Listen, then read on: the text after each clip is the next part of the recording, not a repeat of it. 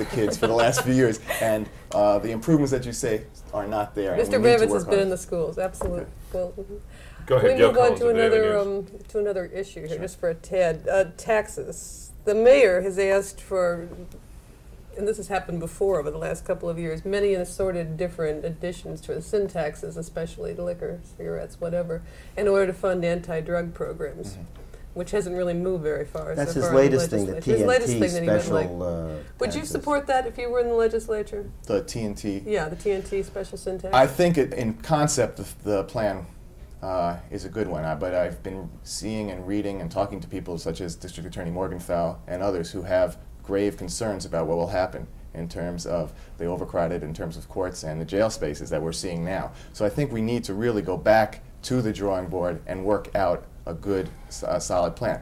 But community anti-drug programs can work. For the last 3 years, I have put together an anti-drug program. It started in 1986. It was a 3-day event for youngsters between the ages of 13 and 16. We saw that type of program was successful, but we also saw with the emergence of crack, with the fact that kids younger than 13 were being exposed to it, we needed to expand our program. And the way we did that was we changed the ages from 11 to 18, and we also expanded the program to a week-long event. Now, these are the type of programs that an assemblyman and his staff can be working on to bring into the community. I've proposed that once I become the assemblyman in 66 AD, I'm going to form an anti-drug community task force. Not a task force that meets once every 6 months. It will meet once a month. And we're going to invite the key players in the community. I'm talking about representatives from our local schools, representatives from the local school board, representatives from the youth service agencies, and we have quite a few of them in our district, representatives from the religious institutions, and one group that I think has to be more involved in this problem, and that's representatives from the local parents associations. We have to get the parents more involved in what's happening with their children in terms of drugs. How about, this, can I interrupt? Yeah, sure. How about you, Mr. Siegel? It's twice the mayor has proposed sin taxes this year, once to close a budget gap to forestall police and fire layoffs, and again to I have supported, it's gone nowhere. I've supported all of the mayor's sin tax initiatives and some of the other proposals that he's made for broadening, for instance, the commuter tax, something that our Republican colleagues have made impossible. The commuters coming into New York City pay 1/10 of the tax of people who are residents here on the same level of income. It's shocking, but what happens when you have control outside? The Assembly has not passed those taxes on a one-house basis, because we were told on the financial negotiations that the Senate was never going to consider them. So we did not see the point of passing them through one house, just as a demonstration of our What's the voter to do in these circumstances? Every time something comes up and the mayor says, we would like to do this with drugs, can we please pass these taxes? And then well, let me say something about the TNT. Let me say something about the TNT initiative. I'm a believer in general revenues, that you raise revenues in an intelligent fashion from the broadest possible revenue base, and then you allocate those monies through the political process to the programs that they belong. You don't want to have one particular set of taxes facing off with one particular program, because then you're limited in your discretion and your flexibility. The TNT program is a very good program. When I was still on the Codes Committee, we developed a program of targeting criminal justice resources to those areas that were the biggest problems. Armed and violent felony offenders, drug abusers. Now we're focusing on the crack area. But rather than just saying, let's lock them up, as the mayor has done, we've been prepared to build the prisons, to provide the court parts, to pay for the judges, to pay for the prosecutors, to pay for the defense attorneys.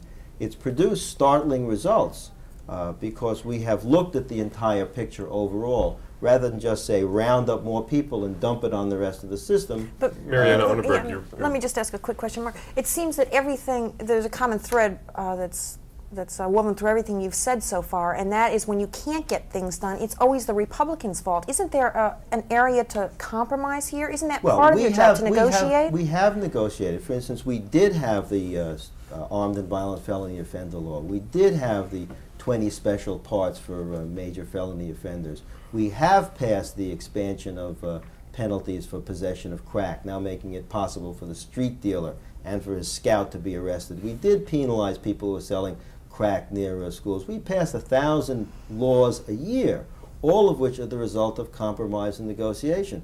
The school construction bill has things in it that were never seen before. 10-year master planning, 5-year forward commitment of funding, strong participation by community groups. It's hung up because of the power of a small group of lobbyists. Now, there are some things that you can't negotiate. It's very hard to break the power of the construction industry lobby. We're continuing to try, but we have negotiated very effectively, and we did finally pass a school aid formula. During the time that I've been in Albany, the city's share of the state school aid pie has gone from 25% to 33%. So we've made major changes, but each time we don't get a whole loaf. The reason those slices are missing is because our partners in the three it takes to tango won't dance to every song. Can I just Mr. ask one Ravitz, are question? you In terms of satisfied with Mr. the Senate's performance as a Republican? Are you happy with the Senate Republicans? Are they getting a bad rap here? Or? Well, I think that we need to sensitize my fellow members about the plight of the city. And I think as a Republican, I might have a better foot in the door to help those negotiations. I've seen firsthand experience how that's done by Congressman Green in Washington. He has been able to bring in, as the ranking minority member on the Appropriations Committee, a great deal of money into the city by being able to go to his fellow Republicans and try to help the negotiations. So it can be done. It takes a lot of hard work. It takes perseverance. But if someone is willing to put in the hours to knock on as many doors as it takes, I think something can get done. I just want to ask one question to Mr. Siegel. You are against the Wicks law, correct? Yes. Okay, because the one thing, groups such as the City Club here, which has a monthly newsletter, for the last few months have been asking state legislators to give their response to the Wicks law, and for the last 4 months, your name has been one of the people who failed to respond. Sure, because they said, Wicks law or not. We were in the process of developing something new. You can't be so Manichaean in your divisions. It's not many contracts or one contract. We've proposed a totally new approach to try to break the logjam. And when you're involved in sensitive negotiations with people who are pretty stuck in the mud and are proposing something revolutionary like using construction management techniques, the techniques used by every major developer in this city, you can't just seek simple publicity by answering a yes-no question from even people who I respect as much as the City Club. There are times when your responsibilities require you to pass up that easy publicity shot and focus on the work that you're doing. Let me break in here. There's so many issues to be covered and so many that touch this district. I want to make sure we didn't spend all of our time on the Wicks law and who was log-jamming whom in Albany.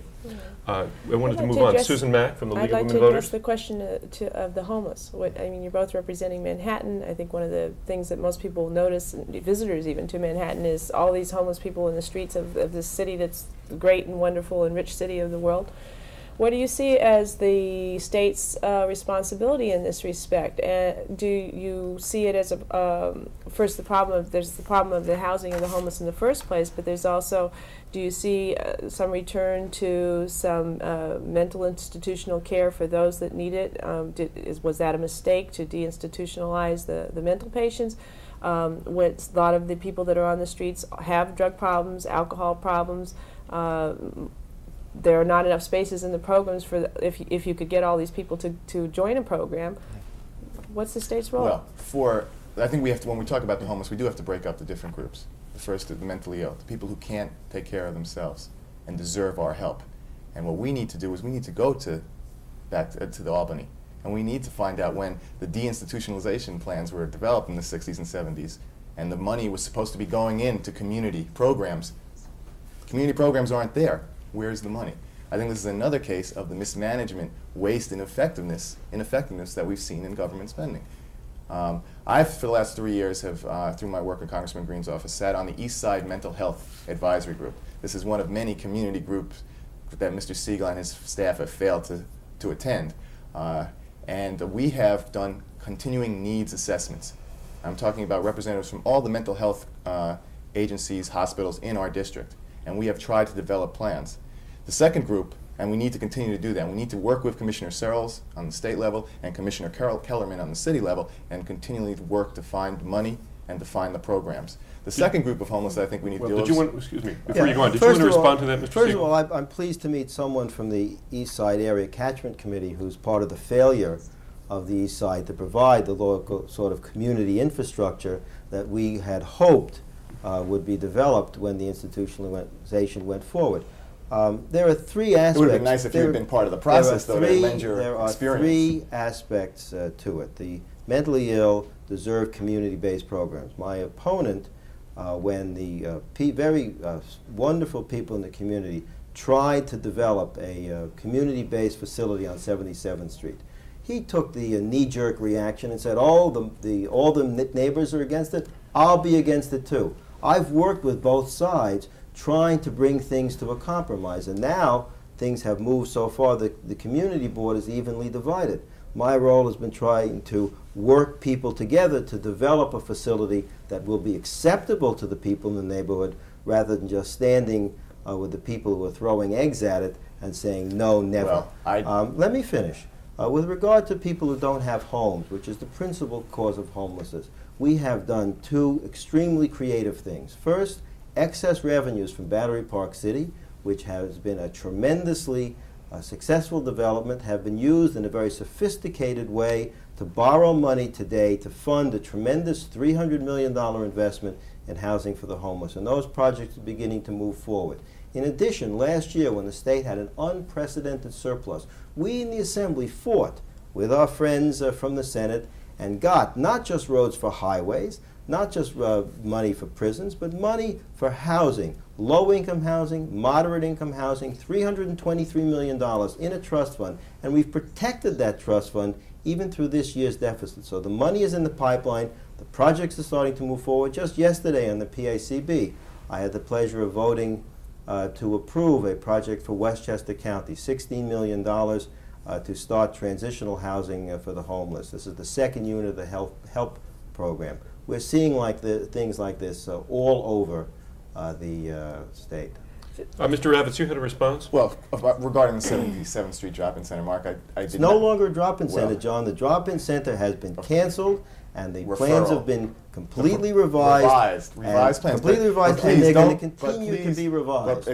Agreed, but please don't say that I came out strongly against the proposed plan. What I is sent your letters- position on I'll tell you, I've sent letters to all the people who have written to us, and I've told them that I was against the proposed plan.